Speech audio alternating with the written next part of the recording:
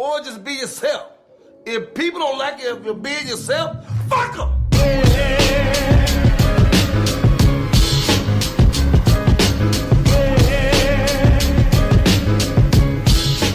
Big Los, Hollywood Kev, and welcome to another episode of The Noize on iHeartRadio. I didn't left my damn water out there. While Kev go gets his water, I'm gonna do the usual pub. Don't forget to follow. Shit, see now you fucking me up.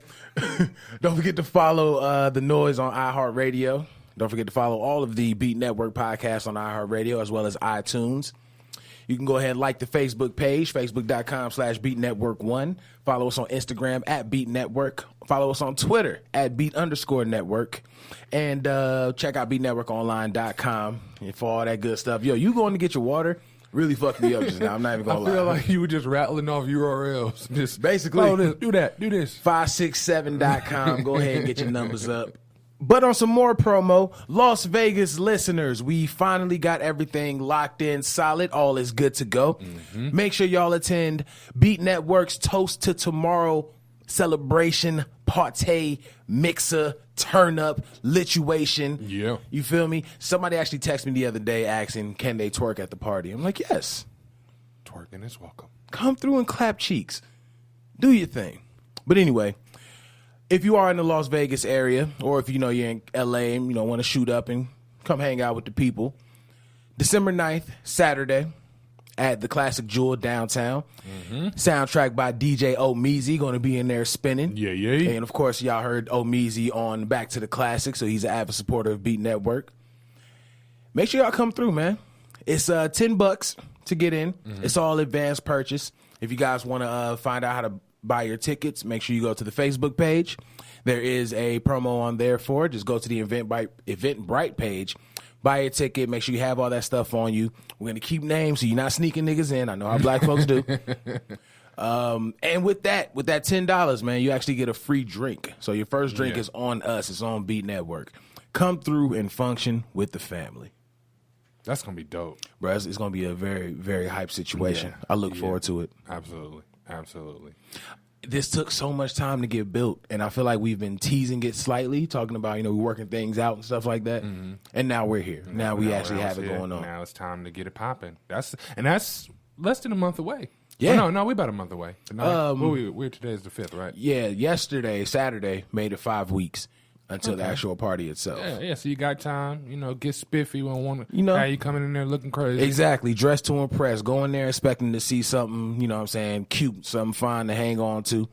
Because, again, people ask me, can they come and clap cheeks at the party? So there is the initial mindset to come and clap cheeks. So wear something that you want to get cheeks clapped on you. Yeah. Yeah, that's usually, that's the way it works. Unfortunately, there is no male equivalent for females. Like, come get, come get this Peyton tea bag. I don't know how it really works out. Peyton tea bag. We're definitely gonna get to that, but doing the Weinstein is definitely 2017's entire theme, apparently. But before we get into the show, Kev, how are you, my good co-host? I'm good, man. I'm good. Another day. Above this green, no, I'm good. Above these green pastures, right? I don't know, and it's weird being from Ohio, but lately I've been cold. We're starting to get cooler, being about 70 degrees, so the rest of the world's temperature, right? Exactly. And I'm freezing, brother. 70 degrees in Vegas does feel a little chilly. Yeah, a little burr. I'm kind of cold out here. I rolled my windows up. The other day I had the heat on. Bro, I walked outside of my job the other day, and I was like, "What is this? What's going on right now?" Where's this heat? Right. Where is it? But everybody coming into Vegas right now, they love it. Oh, it feels so nice out here. It's 45 back home. It's cold. Like, nah, man, we need a jacket. We right. need to bundle up. You can enjoy this. We're used to 117. Right. All right. But other than that, man, it's been good in the land of Kev. It's been good. In the land of Kev? Yeah. It sounds like Wonka Factory or something. It might be. In the land of Kev. Do you come out dressed as the grimy brown giant? Los, how was your week? I'll take that as a yes. My week was straight. Very, very, very busy per the usual. Getting a lot of stuff together for the party. That's honestly been my entire week, my last 2 weeks. Man, for real. Just getting everything organized, man. I've accepted that my freedom is definitely limited. But like I've said on shows before, like I welcome it. I welcome the hustle. I welcome, any and everything that I got to go through to make sure that this company, to make sure the people that are invested in this company, to make sure the people that are putting on for the company are all taken care of. So it's been a good week, nonetheless. Tired as hell, though. You're always tired. But listen, I am too, so it's okay. This alleged thing that they call sleep, I really wish I can get involved with it because it sounds like a fantastic thing. Like it sounds like something really solid to get behind. It is. Is it? It is. It is. Yes, I did previously state that I'm always tired, but that could be because I'm always asleep. Why are you talking about me? Sleeping is a good thing. You should join the club. That's the club you want to be a part of. I would like to about the Trump club. I'm not trying to be in this locker room club whatsoever. Yeah, but the sleep club, that's one you want to be a part of. I was looking at some highlights of LeBron versus the Wizards, and I believe the Cavs were there as well. Yeah, they were there. And my man dropped 57 on Washington. Yeah, I watched that game. I missed the first quarter, but I watched second half through the rest of the game. Man. I was at work. How was the entire game? Because that looked like the LeBron show starring LeBron James. It was. It really was. Like now, granted, being a Cavs fan, I've seen LeBron do some shit. Right, definitely. I've seen Kobe do some shit. Right. This was different because it seemed like every shot he put up went in. Yeah. And it wasn't like, it was bad defense. This was some of the best defense that you this can was get. This is a strong Wizards team. I'm just talking about the one-on-one matchup. Mm-hmm. They were playing D on. LeBron just didn't bully him. He had to work for his buckets, but it didn't matter. Everything he put up, it went in. Everything he put up went down. You know that commercial with Larry Bird and Jordan when they playing for the Big Mac, I think it is? Oh, yeah. And they shooting from crazy? Mm-hmm. That was LeBron. He could have shot from the stands and it was going in. I was seeing some wild shots like coming off of 1 foot and low-key getting bodied by like 3 niggas and getting the and one. I'm like, dude, that's a different animal. Yeah. That is a different animal. Mind you, this guy's going to be 34, I think, next month. Right. You know what I mean? So it's just crazy watching a player that has gotten better every year. Mm-hmm. You know what I mean? And then even though he's older than us, we feel like we watched him grow up. Right. So I think that's pretty dope. Yo, LeBron, I give him all the props. I've never been one of the LeBron haters. He's had the most consistent play every year he's been in the league. Absolutely. Like I haven't you can of course you can always dial back to bad games, but you could dial back to bad games with anybody. Mm-hmm. You look at Jordan anytime he went up against the bad boys Pistons. Yeah. You know, everybody has a bad game, but LeBron has had the most consistent dominating play no matter where he's been. There's a reason a nigga's been like in the last 30 fucking finals. Yeah. Yeah, so I think that's dope, and we needed that win. Cavs needed that win. We was on a little dry spell, so yeah, y'all been struggling this season. Hopefully we can get back into the groove, man. We just don't know who we are. We got so many new pieces. Mm-hmm. You got to find out who you are as a team and just go out and execute. So hopefully this was a spark needed to go out and do what's needed to get back to the finals. All the while, we're showing that our pick over in Lakerland, and it ain't working the greatest. Why not? Because, man, it's like we talked about on the show. Like, the players are making him pay for his father's words, bro. Well, that was to be expected. Of course. I expected it as well. Yeah. You notice I never spoke up like, nah, man, Lon's about to go in there and show up everybody. No, I was like, no, they're going to be bodying this nigga. They're going to shut all that shit up. I know John Wall had made some statements before the Wizards played you guys. John Wall didn't do so good. People were trying to clown him. I'm like, you got to understand, it's a long season. We ain't 10 games into the season. Right. We got 72 more. I definitely see him getting better and learning from all this shit. But you know what? One thing that people don't look at when it comes down to John Wall's comments, he did exactly what he said he was going to do. He did shut him down. He don't have any points. He didn't have any points against John Wall in that game. Yeah, I'm not watching that game, so. Well, fuck you too then, Kev. I'm just being honest. I don't think many people watch that game, being all the way real. But I hope for the best for the Lakers. I'm so tired of having these conversations with guests. Like, oh, you're a Lakers fan? Man, like, I know. Now get out. But it'd be from people with other trash teams. Like, how you worried about what my team's doing and your team ain't even qualifying? Or bandwagoners. Or super bandwagon fans, right? Like cats that were Heat fans at one point. Mm-hmm. Yeah. That's a whole different conversation. But anyway, kind of getting into the show, we wanted to touch on what's going on with Cap in the NFL, really the NFL in general, because it's a few interesting things going on. Mm-hmm. One of them being that Cap had filed a collusion grievance against the NFL, and because of that, some of the NFL owners are forced to turn over their cell phone and email records, all relating to Cap getting the job. Some of the ones that they were looking into was the Texans, the Cowboys, the Patriots, the Jets, and the 49ers. I'm sorry, the Seahawks and the 49ers. Mm. Now, let's say all of this is true and this is the reason Cap doesn't have a job. Mm-hmm. If you're Cap and you're at this point, me personally, I would think he'd be a sellout if he was to try to get back into the NFL at this point. I don't see he would be. I don't see how he could be a sellout. What makes you think that? The reason I say that is because we clearly see, since he's been out of the league, we clearly see what these NFL owners are about. Right. You know what I mean? So, and obviously he has to know what these NFL owners are about. So why would you want to go back into that? You've been fighting this machine so long.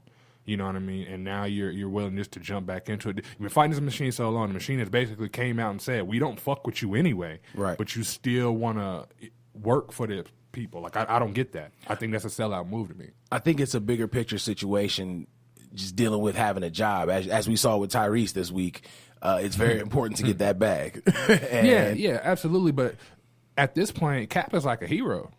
True. You know what I mean? Very So I think he'll still be okay in the long run. Like, granted, he probably won't ever get that NFL money, but I think he'll still be okay. I don't think he'll go out hurting for bread like that.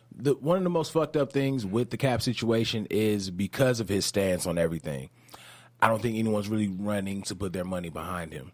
Now, and also, I don't think this collusion grievance is his way back into the league. He may actually be done with the league. If anybody's seen any kind of reports or anything about that, definitely let us know. Shout it out in the comments. Do whatever you got to do.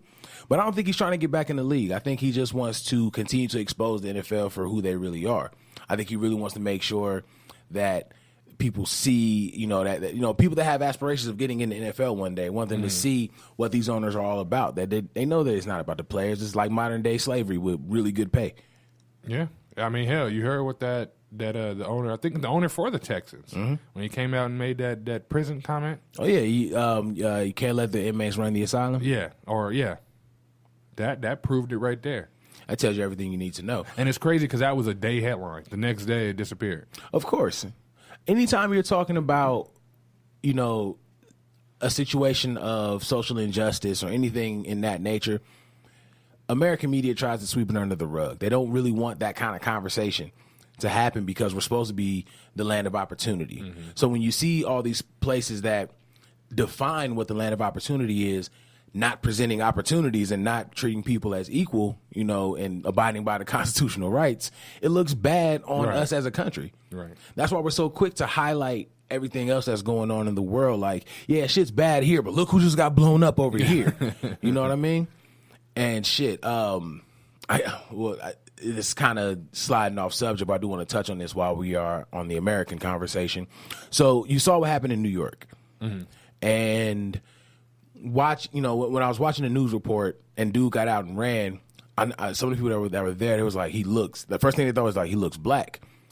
And I'm looking at the video, I'm like, I definitely see a beard, but I can't tell, what's good with his hair. Right. But when they said they shot him in the leg, I instantly knew that he was some kind of Arab descent. If he was black, he'd have got a headshot a long time ago. Yeah, he would have been domed up. He would have got 13 to the back. Easily, 13 warning shots at that to the back. So they said they shot him in the leg. So I was looking at it, and I'm like, they think he's a terrorist. That instantly let me know that he was Arab. And, of course, as soon as it comes out, he was tied in with ISIS and all this other stuff. So that, going back to what I was saying, the American media is so swift to point the attention elsewhere. Like, no, it's not an American problem. It's people outside of America who have a problem with us. And it's also people who want to rebel against America and see America fall. So, of course, they're not really going to touch on huge issues inside the NFL with social injustice.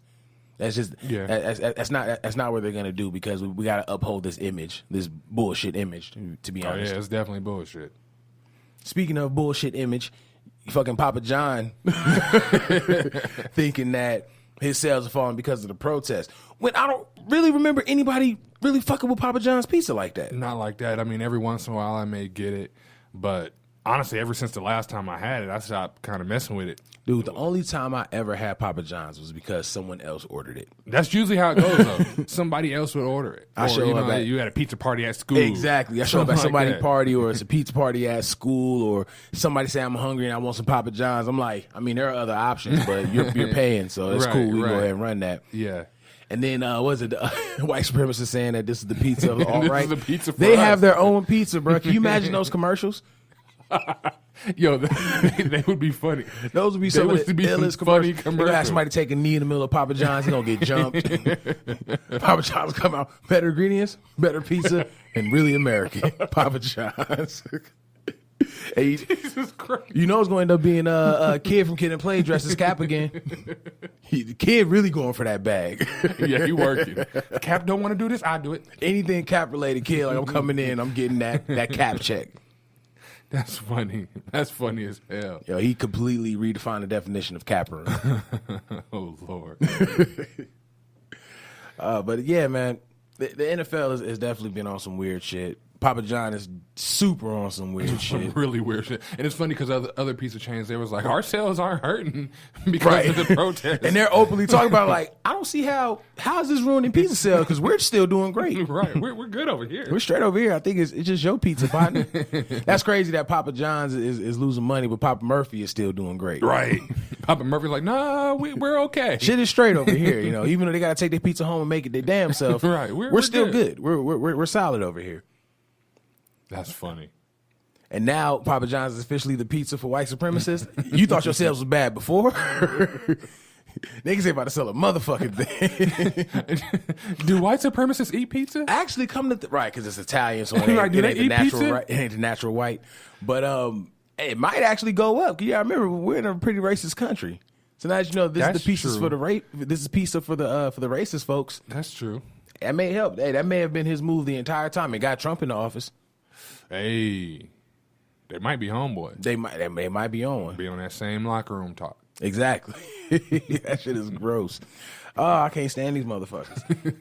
But I guess since we keep referencing back to the locker room conversation, let's talk about this fake locker room. Well, technically, no, this is a locker room. This is a real ass locker room. This is a real ass locker room.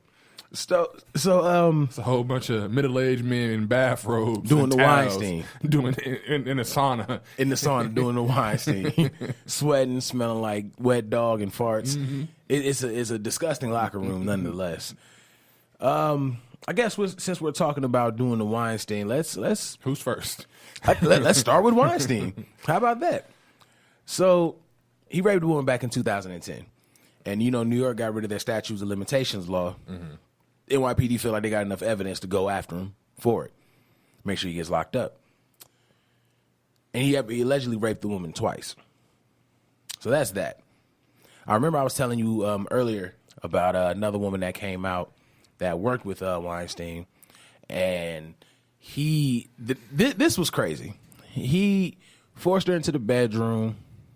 She told him that she was on her period. He pulled the tampon out and started eating her out. Yeah, that nigga's nasty, bro. All the way. That nigga's fully nasty. You know, if they got enough evidence to go get him, I would not be surprised if this guy flees. I wouldn't be surprised, but where does he go? Wherever the fuck he wants. He can try to go somewhere before they freeze his assets. Very true. If he doesn't have money already set to the side, you know what I mean? And that's the crazy shit. He can go wherever he wants. He won't be considered a flight risk until there's some kind of case being brought. Exactly. So he can still move how he wants to. He can leave and just be done with that. You know what I mean? And over a case like this, the U.S. isn't going to go talk to whatever foreign officials and be like, hey, yo, send that person back. They're going to be like, all right, you over there, don't come back. Right, exactly. You know what I mean? So, and those victims don't get any type of justice. But that dude's he's a whole creep. He's the epitome of an old creep. Like, he reminds me of Herbert from Family Guy. Yeah, no. Yeah. Oh, no, wait, no, we do have a different Herbert. Yeah, we have a Herbert. We have a Herbert Continuing on to do the Weinstein on that hoe. The original Herbert the pervert, Kevin Spacey. Yeah. So we all heard about... Yo. Herbert on Family Guy is hilarious, bro. Yo, he's so funny to me. Oh, man. But, yeah, we got a real life Herbert. We got a real life one. So some new allegations came out about Kevin Spacey. Harry Dreyfus, a gentleman that I'm really not familiar with. Yeah, I don't know. Apparently, he's the son of Richard Dreyfus. So, that's an easy connection. Apparently, Kevin Spacey groped him when he was 18. That's gross. Yeah. So Kevin Spacey out here trying to get man butt. That's what he tried to do. And this was back in 2008. It's weird that everyone's coming out about it now and exposing the weirdos in Hollywood. Yeah, that's my only question. Like, I don't want to hold in question how valid their reports are, but I just want to know why. Like, why now? Why you didn't do this back then, or, you know what I mean, a year after or something like that? Why are you waiting so long is my only question. I think it's because once the doors were open, once Hollywood started getting exposed for the ill shit that they were on, I think the comfort of knowing that you're not going to be judged is instilling this bravery into people to talk about it. Okay. Because now people are listening more with a receiving ear more than just victim blaming. Because that shit happens a lot. There's a shit ton of victim blaming. You know, even when we look at the Cosby case, I don't think he raped all those women. Sure, some of them were really just trying to cash in on the fame, but he still got a good chunk of them, right? Absolutely. For his career to be over. So it's not just him. Also, with Kevin Spacey going after man butt, he had 8 of the employees from the House of Cards, the House of Cards show. Didn't he play a bisexual on that show or something like that? I think. I don't know. I could be right. I never really got in the House of Cards. Me either, but I think he plays either a gay or bisexual person on House of Cards. But they were talking about with that, one of the drivers, he stuck his hand down his pants while he was driving Kevin Spacey. And they just randomly took it out. Another guy he cornered and forcefully kissed him and all this other stuff. Kev was really out here on his Herbert, bro. Yeah, he absolutely was. He absolutely was. And then what I didn't like about that is when he got caught up, he tried to use the whole, I'm gay. Yo, that was the quickest cop out. He was straight up, hey, if it happened, I was drunk. By the way, I'm gay. Right. He definitely had to throw that in like, Kev, we knew you was gay, bro. And it's funny because I was talking to Jay Alonso about this the other day. That sucks because that now puts homosexuals on this weird blame train. Like, this now sets people up like, okay, so when you're going through searching for your sexual identity, you do weird shit like this. Is this how shit really go down? And that's where a lot of the I don't know if that's where I doubt he was trying to steer the conversation that way, but with him immediately going to, you know, I've had relationships with men and women, and as of late it's been all men basically. Like, it's almost like he's trying to set it up in a way to blame the fact that he was, you know, dealing with his sexual identity and using the gay people as a scapegoat. What if, now this is conspiracy Kev talking right now. Okay. What if this whole big old thing is all part of a plan? What could the plan be outside of getting little boys? No. I'm not talking about just Kevin Spacey. I'm talking about that whole locker room. The whole locker room? Get Kevin Spacey, get Trump in office, right? We see what type of shit Trump has done, type of shit he's brought to the forefront. So when we get other stuff happening like Kevin Spacey and those dominoes start falling, they use cop-outs like that to try to hurt or detriment the gay community. You know what I mean? Like, what if this is this big whole plan? Hey, look, we know you gay. If you get caught, you say this. Right. You get caught doing some foul shit, say this. Or, you know what I mean? What if this is all trying to be steered to a direction? Trying to introduce being gay as a scapegoat from weird shit? Not only that, but like I said, it could hurt the gay community because, like you said, you know, people can start looking at them a certain kind of way. Right. You know, I'm just saying this. What if this is this big old plan? Weinstein doing shit and had it, you know what I mean? No, now if Weinstein come out as gay, then it's all bad now. Because then he has to he got to start Kevin Spacey. Not even if he comes out just take the boy butt. Not even if he comes out as gay, just in general. Like, he's in that locker room. You know, what if this is a elitist locker room and they doing this weird shit? Yeah, because it seemed like all the niggas with like money and clout frequent this locker room. They in this sauna. They in this sauna chopping it up on how they gonna touch man butt. Well, except for this other dude. Andy Dick was apparently fired from a movie as well. He got kicked out of the locker room for doing weird shit. They're like, nah, bro, you got to go. You too weird for us. But Andy Dick even made a statement about it, talking about... You know how weird you got to be if you too weird for Kevin Spacey or Weinstein? You know how weird you got to be? You got to be on some extra strange shit. Like, nah, bro, you got to go. Like some shit where they telling you to chill out, you got to be on something. Like, yeah, I may have ate a chick out while she was on her period forcefully, but that's Andy Dick. He got to go. I ain't banging with him. No, he even made a statement. He was like, I might have kissed somebody on the cheek to say goodbye and then licked them. That's my thing. That just sounded creepy just now. So, yeah, I can see Andy Dick getting kicked out the locker room. Last thing dealing with the locker room is the quarterback of the locker room. So, you know. I think this is probably my favorite story out of the bunch. Because this shit is hilarious. If we looking at it, you know, Weinstein, he the one picked up the ball and ran with it. So he's definitely the running back of the locker room. You got Kevin Spacey. No, I think we got a starting five. We got a solid starting five. If we add Trump in there. If we use Trump, who initiated the initial locker room conversation. If we use Trump, he's a team captain. He's your point guard. Mm-hmm. Then we got Weinstein as your shooting guard. Yeah. We got Kevin Spacey as your small forward. Andy Dick as your power forward. He's your Rodman. And we got he's there to do his job. And we got the next guy as your center. I considered all the shit all the nuts Shaq has put on people's necks. I can definitely see how this is the case. So, first of all, I know we're laughing, but the situation is funny. That shit ain't cool. The shit's not cool. Let's make sure that's understood straight up. But just the actual story itself, it was just crazy to hear about. And then again, this locker room is just insane. This locker room is wild. So an ex-athletic trainer accused Peyton Manning of sexual harassment. What Peyton did, I guess he was in there getting rehab on his ankle while he was in college. His foot. On his foot. I'm sorry. He was getting rehab on his foot. And while old girl was rehabbing his foot, he pulled his shorts down and put don't you dare read the story. Don't you dare treat these people like this and shortchange them like that. You read that story. Let me see. Y'all can hear what I heard when he told me this. It's in a video. Oh, it's in the video. Yeah, so okay. I don't have the actual. Just say what she said. Just say how she said it. So she said she was rehabbing his foot, and she said he began to pull down his shorts and put his anus and his ball sack on her cheek. Yo, y'all got to see Kev's face. Yo. What gets me is in the video when she's telling the story, and you know, this is my first time hearing it, so I don't know what she's going to say.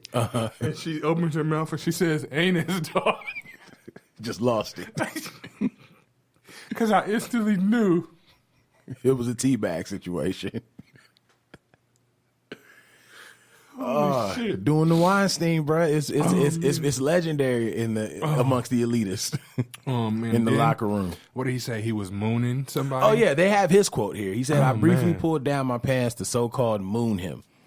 1 second, 1.5 seconds, pulled my pants back up and continued with Jamie's examination of the bottom of my foot." So after all of this, he still sat there and got his foot looked at. Still got it looked at. They were saying that because there was a full deposition about it when it happened, and apparently he got off because he went on to become a NFL Super Bowl champion a few times, and do what Peyton Manning has been doing. Again, the situation's not funny. Yeah, the situation's not funny, but it's just the visual. The visual takes you out. Yeah. It definitely does. Like, it sucks that it happened. It sucks that people are calling her bluff because this isn't something you wouldn't put yourself through that kind of embarrassment, so to speak. Yeah. If you're just trying to make some shit up to get somebody, taken out. This was her first time speaking on it. She had a full, they went through the whole court case back when it actually happened. Obviously nothing came from it, but man, the fact that he teabagged her while getting his foot looked at. That shit is wild. And put his asshole on her. Then that makes me think, was that like some prank? You know what I mean? A prank gone wrong or something like that? Because he's in college. College white boys do some stupid shit. They do some wild shit. It is very the true. 90s. You know what I mean? Who's to say it wasn't some prank? I could see that being a prank more than, either way it goes, it's still, listed as sexual wrong. harassment. Right. But I could definitely see it being a prank only because that exact reason. White boys in college do some weird shit. Yeah. I remember we had that case of the white boy that was pledging his fraternity, and they put him between two mattresses and pushed him off a fucking roof of one of the buildings. What the fuck? Exactly. I'm like, nah, I don't want it that bad. Right. Yeah, I'm good. Y'all can keep that. But yeah, I see it being a prank. He said that he was mooning somebody. I feel like it was a dare. And it was like, hey, I dare you to put your ass on her. And then it's like, when the situation happened, how do you do that? Like, what position was he in? And he was like, this is it. This is the time. Yeah, that is a good question. Because if you're sitting down on a table or whatever the case is, and Peyton Manning, he's a pretty tall guy. Mm-hmm. You got your legs stretched out. How do you get up? You know what I mean? Was she still working on your foot? Why? I was like, what was the action? Like, someone has to take us back to the situation. Like, how did this work out? Right. Somebody got to paint the picture. I'm not understanding. But nonetheless, like I said, that situation is not funny. It's not. But how it was expressed to me was. It's just at first listen, the shit was wild. Yeah. It's like if you're reading a book, you don't know what's going to happen, and then you're like, whoa, yeah, extremely unexpected. I'm sure looking back on it, it's going to be like, had that happened to anybody that we knew, it would have been. Be honest, I'd laugh. I'd still be like, what the fuck? Yeah, but then it'd be like, all right, let's go whoop his ass. Yeah, let's go handle this. It turned now. into that, yeah. It just kind of speaking on this actual conversation, and I guess in a sense, expanding on what we've already said, we had a conversation before on the show that what makes people feel this entitled to, certain actions. What makes people feel entitled that, if I want to fuck you, I'm gonna fuck you. If I want to get this, I want to get that, I'm gonna go ahead and do it. And then we started talking about this locker room that Donald Trump's been preaching about to defend the grab him by the pussy conversation. It's like now we're seeing all these people that everyone's been talking about. We're seeing the people that are having these alleged locker room conversations about grabbing folks by the pussy, like rape, sexual harassment, sexual assault. That shit is normal for them. Yeah, it seems that way. It seems like it's like you said, it's the norm for them. Now, to answer your question or to kind of touch on what you were saying, I'm curious to know if it's more of a power thing with them. It has to be a power thing. It really wouldn't make any other sense. But once you've amassed that much money throughout your career, once you've established that much celebrity in your career, what more power do you need? Like when you're in that kind of position and you're getting told no, like is that something that just like that sets you off? Like is that a trigger word for them? Is getting denied something? Maybe that is because I'm sitting there thinking about it now. Obviously, these are sexual based crimes, so we look at them as that. Mm-hmm. But what if for the person, the attacker, it's not about sex with them? Maybe it's like truly about power, and for them, like even though once you got power, you pretty much got it. It still can be taken away from you. Right, definitely. You know what I mean? So maybe they feel by the victim saying no or resisting or whatever the case is, it's kind of taken away from their power, so they feel like they gotta push even that much harder. I don't know. It's weird, but like you said, I just trying to figure out why it's the norm for them. I think it's something that I'll never fully understand because one, I've never been in that position of power before. Right. And two, even when I do get into that position of power, I don't want to be in that position. Yeah. I don't want to be in any position that they be going for either. Mm-hmm. But once I do get to a place to where I'm financially great and, there's some clout behind my name, I don't see how do you establish such a feeling of entitlement. Because you look at the landscape of Hollywood, you look at the landscape of the music industry, you look at the landscape of general niggas with money. Mm-hmm. Getting a female isn't the hardest thing. Right. So when you're in a position that I want this female, she don't want me, why can't you just go elsewhere? Because there's somebody willing, ready, and able to fuck you right now. Mm-hmm. It might be better than the chick you was It trying might to be pursue. better than the chick you were going for. It's girls out here getting rings because they fucking with cats that got bread. So when they feel that entitlement, like, no, I don't want just anybody. I really want you now because you want to tell me no. You're going to put me in a position that I have to remind you who the fuck I am. And these cats are seriously out here making a name for themselves right now. Yeah, and like I said, I'm not understanding it. Where does that entitlement come from? Was they not kissed enough as a child or something? What's going on? At this point, I'm convinced that a lot of these celebrities were mad lame coming up. Like that's the only excuse I could think of. A lot of them did go to college, and of course, for anybody that went to college, that's like the time where you get the most scattered ass, honestly. So they probably grew up, didn't have, got used, was used to rejection all their life, and then once they got some money, got some, some status to them, all of a sudden it was just getting thrown at them, and now it's like when it's not thrown at them, it's foreign. So now it's okay, if it ain't thrown, then I'm gonna go ahead and take it. I'm gonna pick. That's crazy to me. That's crazy.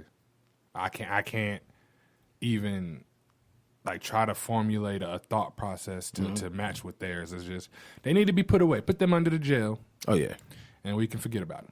What if they never got that kind of billing? What if they never got that kind of fame? What do you mean?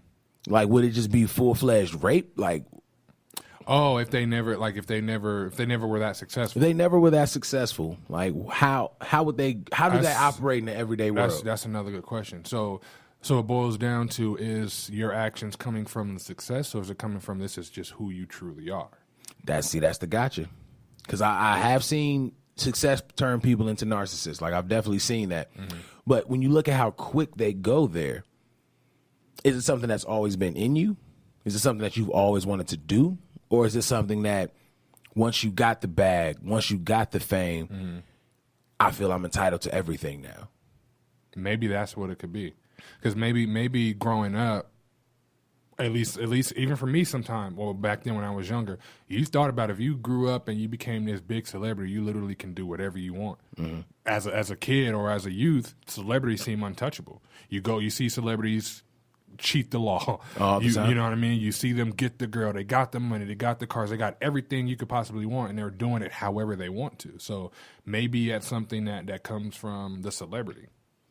Maybe, you know Go what ahead. I mean? I'm sorry. No, I was gonna say maybe it comes from celebrity. Maybe it's something that it's just been passed on. I mean, obviously, as entertainment grew, the dynamic changed, but maybe it's something where kids were seeing that, the Trumps and the Weinstein, I don't know who the hell they'd be looking at, Charlie Chaplin, I don't know. But maybe they were looking at, the celebrities in their community or on TV, and they felt like they needed to be like that.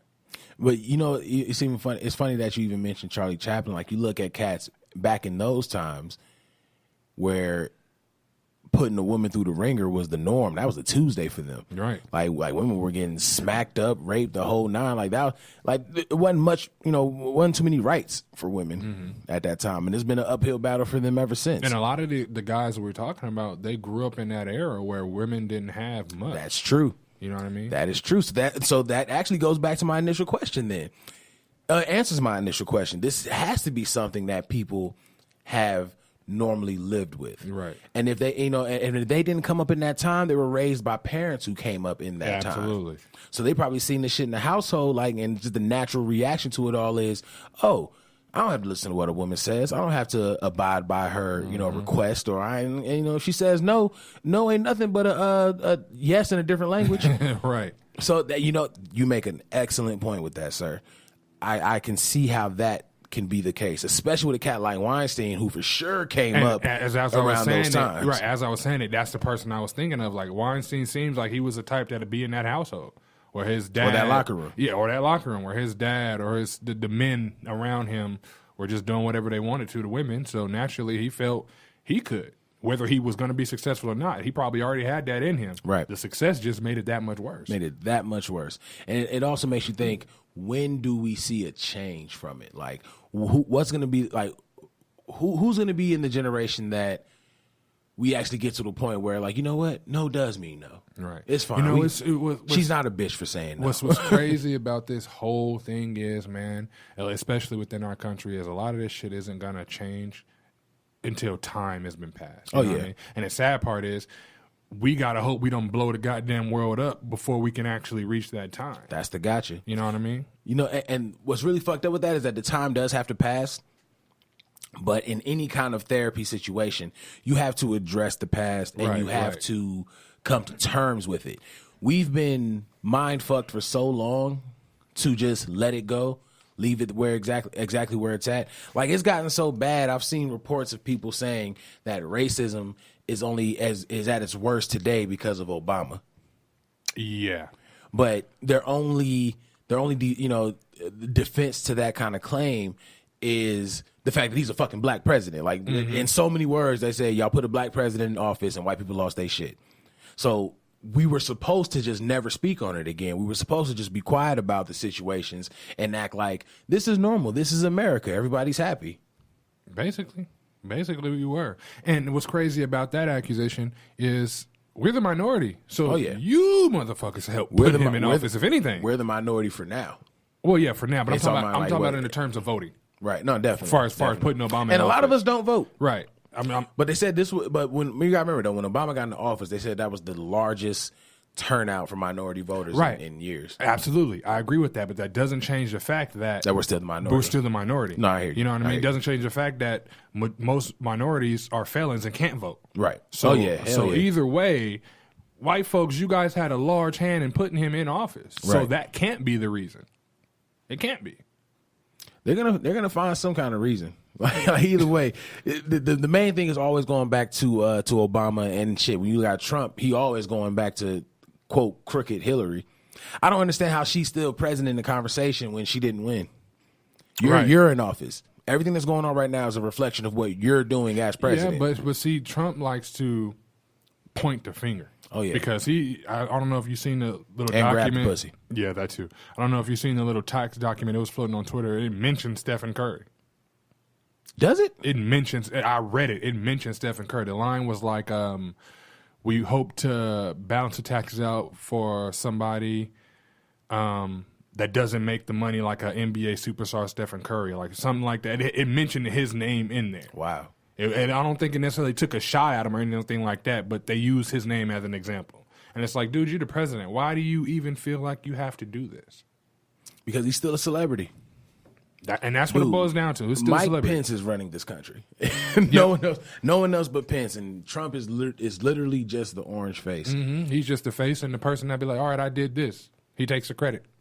Somebody, and just kind of circling back to the locker room, there was a meme going around from a Twitter share, and they talk about how Kevin Spacey was fired and House of Cards was canceled. And they were like, we hold a fictional president to higher standards than our actual president. Yeah, I seen that. If you really, and after I saw that, it instantly went to everything that Kevin Spacey has been doing is what Donald Trump has been doing. Verbatim, except it was just one with boys and the other one with girls.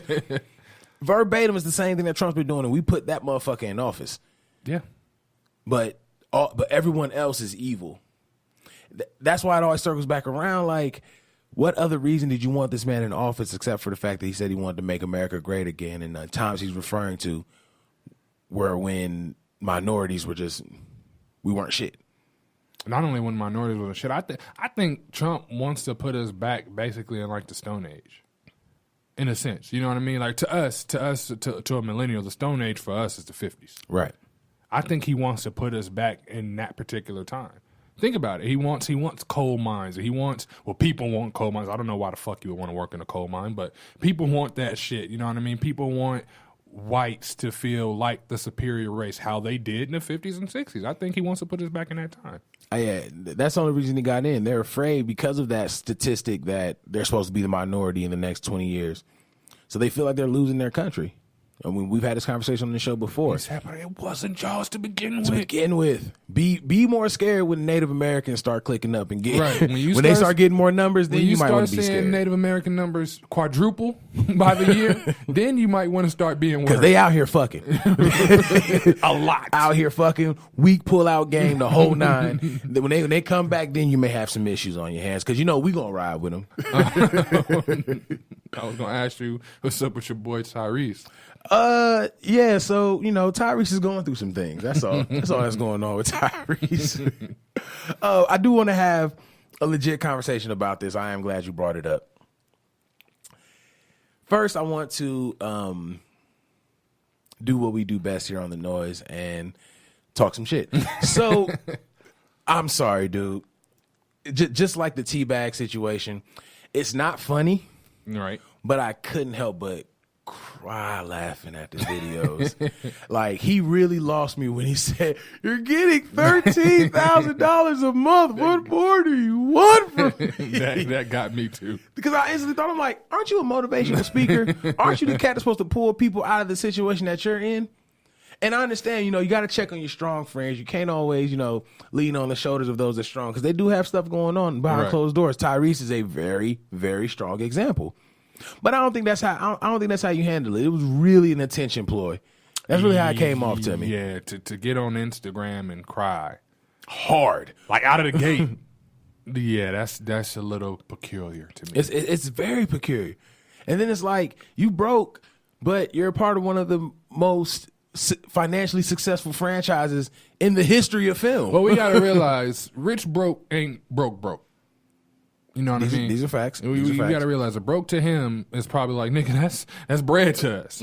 So, I want that. I want to be that broke. And who knows what his expenses are? I can tell you one thing. He's not he's in the. I would say he's in the top 4 top bill cast probably for Fast and Furious. I think Luda probably get more money than him. Nah, I don't think Luda get more money than him. I think Luda might get. He's a more likable character. I think he might get more money. If he's in the top 4, he's in the top 4 now because of Paul Walker passing. That's what I mean. But even then, let's see. Let's go through. I'm pretty sure Michelle Rodriguez is getting a solid penny because she's had some important storylines in the franchises. Yeah. Roman Pierce hasn't had a storyline in any of the franchises except for Fast 2, and that still had more to do with Paul Walker's character. It did. That's what I'm saying. Like, he's not breaking in the bread like that, I don't think. For at least for those particular movies. I mean, outside of that, he's not really doing much else. He dropped Black Tie too. Bar game crazy. No, he can keep that. He can have that. So to him, he losing bread, and then wasn't that over a custody thing? Yeah, and again, I don't have a child, and I don't go through custody battles, so I can't say I relate, but I can understand the mental anguish it has to have on people going through it. Like, I get that and I understand that. With Tyrese, I'm sorry, like, he's an attention whore. Mm-hmm. He loves the conversation being about him, and you actually see that with how he went about addressing The Rock for doing his spinoff. Like, as soon as that happened, the first thing that came to his mind was, this is the death of the Fast franchise, which means this is the death of my check. You see, the killer part is like, nigga, we're gonna be at 9. How many more? Do you expect? We only got out? 2 more. Right. They said straight up, we're gonna do 10. Stop at 10. Yeah, they're gonna stop at 10. So you knew you only had 2 more. So the shit was dead anyway. Right. And if you think people aren't looking out for that 9 and 10, what do you think the spinoff is going to do? The spinoff is going to introduce a new subject to bring into the Fast franchise. Absolutely. So if anything, what he's doing is saving you. It may squeeze you out in 11 because every franchise make bread. Yeah, every franchise make bread. But you made a very, very strong point with this spinoff, because when it boils down to it, Fast and the Furious was Vin Diesel's and Paul Walker. Originally, yeah. Right. Paul Walker isn't here no more. Vin Diesel is old and starting to get old and decrepit, and he's carrying on the best they can. So they stopped at 10, but in the midst of that, they introduced this spinoff. Roman, your character, and you're a younger guy, you can kind of fit in with this spinoff. Exactly. You know what I mean? If it's done the right way, and it can turn into something else. So, like you said, he's saving you if you go about it the right way. He's saving you, and he's saving your job. Like, I understand how it looks, because it's now The Rock's movie. It's now The Rock's franchise. But The Rock was also the highest paid actor in 2016, and I'm pretty sure he's going to close out 2017 as the highest paid actor. Right. If you think this nigga's not going to take this bag because of this alleged family, you're tripping. You're really tripping. Like, The Rock should be asking you, what do you want from me? So I'm trying to save your franchise, because when this is all said and done, The Rock is going to still get booked, because out of all of them, The Rock is the only one that was doing other movies. Yeah. Other TV shows, other, other things outside of the Fast franchise. Rock put out a movie every quarter. Every quarter. That's why don't you got to get on his level and work. So I don't see how he's keeping food out of your child's mouth when you've amassed this much money. We can even get away from the Fast franchise. You've had platinum singles. Mm-hmm. You have timeless records. I was going to get there. You're a whole singer. Rock is just an actor. Coca-Cola was behind you for a little while. Mm-hmm. Like, out of all these years, you've been on for about as long as The Rock has been on. Yeah. And The Rock wasn't making shit when he was wrestling, at least in the beginning. At the beginning, yeah. You know, so you've been on as long as The Rock has been on. What is it that you did with your funds outside of this? What is it? He has like a Starbucks in his backyard or something like that? I heard he has a Benihana's in his backyard. And then in that same backyard, he has a Starbucks. And then I don't want to say like a few bowling lanes or some shit like that. In Like, that same backyard. And then in another house, he has a life-size Transformer. That is where your money went. Why are you so worried about The Rock? That's where your money went. Oh, I completely forgot he was a part of the Transformers franchise at first. Well, he didn't do as many. I think he only did 2. He did 2, but then they cut him. Yeah. They said he was hard to work with. Yeah, I believe it. He seems like he'd be a diva. A lot of the things with Tyrese, it looks like his own fault. That's why we're honestly taking this time to clown. Right, and it sucks because, like I said on the last episode, or the one before that, growing up, Tyrese was somebody that was successful that looked like me. Right, exactly. So growing up, you're like, I want to be as cool as that dude. There weren't that many dark-skinned cats. Exactly. that was killing shit in the 90s. I was like, I want to be as cool as that dude. And then as I got older, and I was like, wait a minute, brother, you looking kind of corny out here. You're looking more and more corny as the days It's get old. hard to feel sorry for you. It is. Where I do feel sorry for him, and I guess this is part 2 of the conversation I wanted to get into.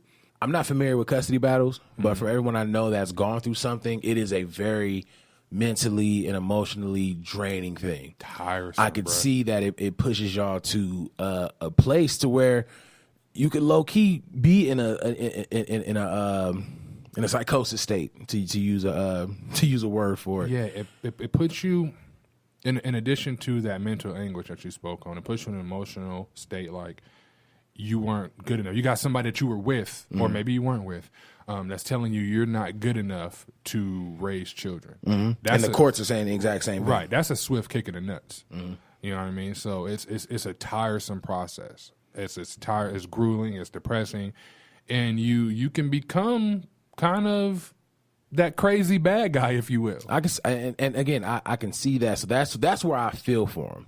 I definitely do feel for him there. But I look at it like, is this something that people should be worried about? Is this something that people should really look at and really study how his actions have been going? Because, like, shit, you even look at the shit that happened with Rob Kardashian. People was hoeing him, you know, even though he deserved it because he knew what he was getting into with Black China. But everybody look at how he went about his stuff and his breakdown, which included exposing Black China's nudes or whatever. And this all deals with the exact same thing, his kid. Right. So it's like you look at it and his reaction, I'm talking about Tyrese now, his reaction, even though it was hilarious and completely over the top, it starts to make sense at least. I just think it should have been handled differently, but it starts to make sense because that's something that a lot of people won't be able to relate to. Unless you're in that kind of position, you really won't be able to relate to what's going on in that custody battle. Right. And then you get to a point to where you start to get feeling like you're getting picked on. You're getting picked on by the mother, the person that you had the kids with. You're getting picked on by the courts. You know what I mean? You may getting picked on by friends or former friends, whatever the case. That's what you feel like at least. So eventually you get to the point where you just want somebody to leave you the fuck alone, and you're willing to go about it any kind of way. With Rob, he probably was feeling like this and was like, you know what, I got to get some get back. This is how he got his get back. You know what I mean? Leaking those news or whatever. With Tyrese, I mean, I don't see him doing anything like that yet, but it could be only a matter of time. Something is coming. Yeah, it can only be a matter of time. Next thing you know, he's exposing text messages or something like that where she says something. And unfortunately for him, it's going to look like another cry for attention. Oh, yeah. That's how people are going to paint it. But you're absolutely onto something. It's when it... Dudes, I'm speaking of all men, that we get painted as these tough creatures and individuals, but when you got something that's like a kid that's involved, it softens you up a little bit. You know what I mean? And you start to feel and act a different kind of way. And when you get attachment to a kid and it's been in jeopardy of taken away from you, you can act pretty strangely. Oh, yeah. Especially when you live in a world that when you do try to reach out for a listening ear, when you do try to reach out for someone to understand, like they don't need to necessarily relate, but they could at the very least, they could at least understand and empathize with you. Right. we're put in a position that we can't express these feelings, so we're forced to always be tough. We're forced to keep that stuff in, but then we get criticized and blamed for all kind of emotional disassociation and all this other shit. Like, we're not allowed to be in any kind of emotional state. As men, we have to be this, that, and the third. But if we need to talk to somebody, if we need to reach out to somebody and ask for help, like shit, look at the Terry Crews situation.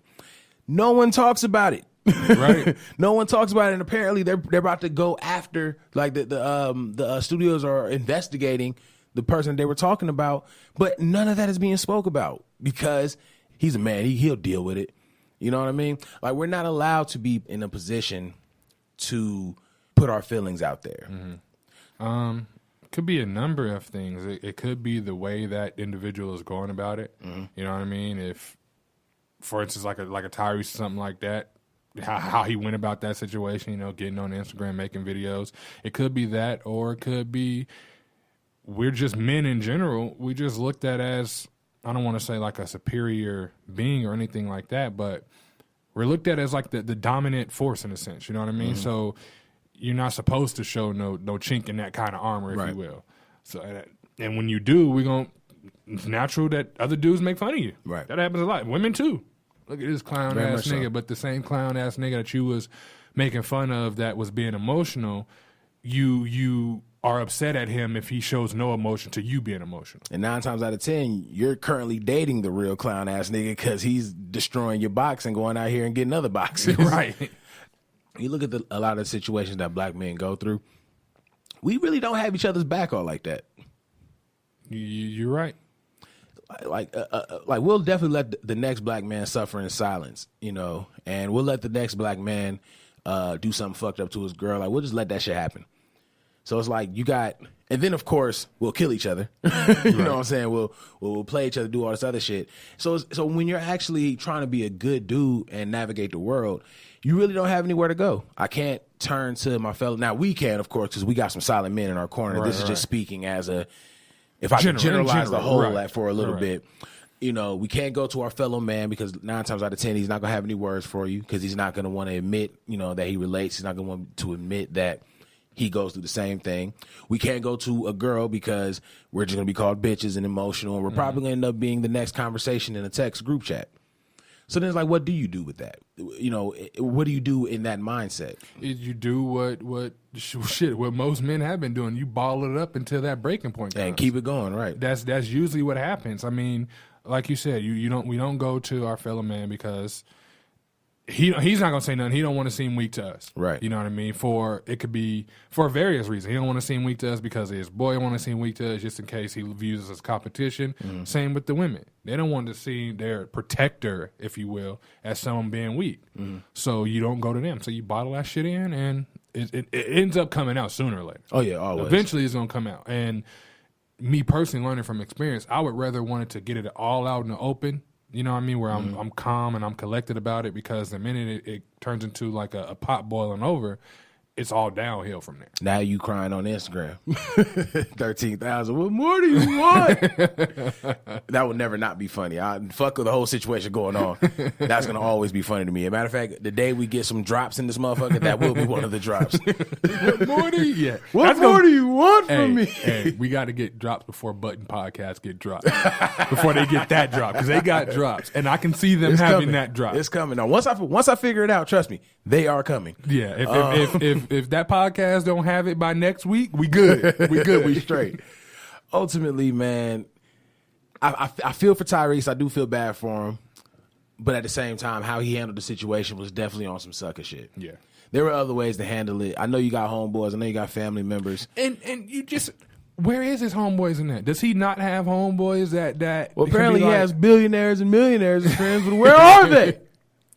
That's my point.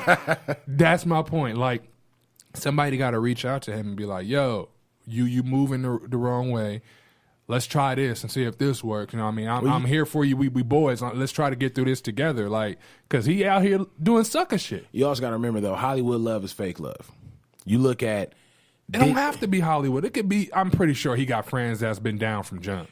Honestly, he got one or two. He got to. The way he's running, he probably already dissociated himself from all those people. Yeah, because again, we look at the shit with Nelly. When you surround yourself with the right people, you stay out of shit. But guess what? Nelly was on the tour bus with a chick that was screaming rape. And to the opposite of that is that you look at LeBron James. You haven't seen LeBron in a scandal his entire fucking career. That's because LeBron's a fucking android. Let me tell you that. Anybody who can be 33, drop 57 and 11, ain't never got caught up in those scandals, owns damn near everything. He's a fucking robot. LeBron is the Antichrist. Well, if anything, if he is, and he's a smart ass nigga because he surrounded himself with cats. He sent his boys to school to handle his business around him. So he surrounded himself with like-minded family. He surrounded himself with people that came up in the struggle with him. A lot of these cats in the industry, they get rid of those. You know what I mean? Yeah. They get rid of the people. I mean, shit, I had this conversation with somebody about Beat. Like, as of right now, everybody's Beat is somebody that I'm friends with. It's somebody that I'm close with. And it's going to remain that way because these are people that I wanted surrounding me moving forward. So that way I never lose myself. When you look at cats like Tyrese and what he's going through, that is a man that lost himself. Yeah. Because he's surrounded by so much fake love. He said in the video, I'm surrounded by millionaires and billionaires, but where are they? Nigga, when you look at Craig Mack is the reason Bad Boy is where it's at right now. Craig Mack was the launching pad. If him and Big didn't come out and just shake shit up in hip hop, there would be no Bad Boy. But guess what? We saw Craig Mack on the video pledging his allegiance to Craig Mack in the cult. In a cult. You feel me? to Santa Jesus. He looked like Santa and Jesus in one. Pledging allegiance to Santa Jesus. So, brother, there's no love in Hollywood. None whatsoever. Yeah. So it's like you got to keep yourself surrounded by like-minded people. You got to keep yourself surrounded by people who came from the mud with you. Because if you don't, you're going to lose who you are as a person. And that's why, we had that conversation on the show before. I don't see how these Hollywood cats get into the industry and start feeling this entitlement to just take pussy. How they just feel entitled. And I have one person in their squad to be like, hey, bro, you need to relax. Right. You need to chill. So you heard Quentin Tarantino. I knew the entire time, and I wish I did more. So why didn't you? Why didn't you do more? Open your damn mouth. Open your mouth. You could have told somebody this could have been dead a decade ago, 2 decades ago. Who knows how long, Quentin knew at least. There's no love in Hollywood. So, of course, he's going to deal with the situation alone if he ostracized himself from other people. Right. I hope me hanging on to that little child help like Tyrese was that dude. I hope he can get this all sorted out. And he might just have to take a break from social media, man. Yeah, he need to take a break from the public eye in general. Yeah, stop feeding fuel to the fire. That's basically what he got a fire brewing right now, and it's throw some more gas on it. He's just sitting outside throwing some propane. Right. Let's get that shit cooking. Right. He just need to cut it out. Where's his PR team? Do he got a PR team? No. I was about to say he can, but I'm like, he doesn't. There's no way he does because that not. He need to get some shit. You don't need a PR team. You just need that one nigga from the block, that one nigga from Watts that came up with him and just be like, yo, bro, you need to chill. Right. You need to relax. That shit out. Now hand me that trap phone. Hand me that trap phone, exactly, nigga. When the next Black Tie album coming out, because he's gonna be a little bit of a dick rider at the same time. He's gonna hop on them coats a little bit. Them bars about the monies and the kids and shit. Yo, gas. Kev, let the people know where they can find you at, bro. Underscore Hollywood Kev on Twitter. Underscore Hollywood Kev on Instagram. I forgot. I forgot it. Those my handles, man. That's where I be. At Big Los UTC on Twitter, Big Los IG on Instagram, Big Los on Snapchat, Facebook, of course. Don't forget to follow the Noize on iHeart. Follow all the Beat Network shows on iTunes and iHeart, of course. At Beat Network on Instagram, at Beat_Network on Twitter, BeatNetworkOnline.com. Make sure y'all go up there, BeatNetworkOnline.com/merch. Go get some merch. And, of course, for all the Vegas folks, again, December 9th, Saturday. Yeah. The Classic Jewel, downtown Las Vegas. DJ Omeezy will be in attendance, spinning the records, keeping the mood going. Cheeks will be clapping, and folks will be chilling. Or at least they'll be lit. Yeah. Very lit. Very lit. Cheek clappage. Weinsteining. No, that ain't going on. You're on your own with that one. That ain't going on. Do we need to have a sit down, Los? Do we Not need at to all. talk about something? Not at all. If anything, at my very worst, I may have, Manning one or two. But as far as Weinstein, no. Not at all, sir. As always, we appreciate you guys tuning in. As always, we appreciate your support. And as always, what more do you want from me? We gotta get that drop. As always, it's Big Los. Hollywood Kev. It's the Noize.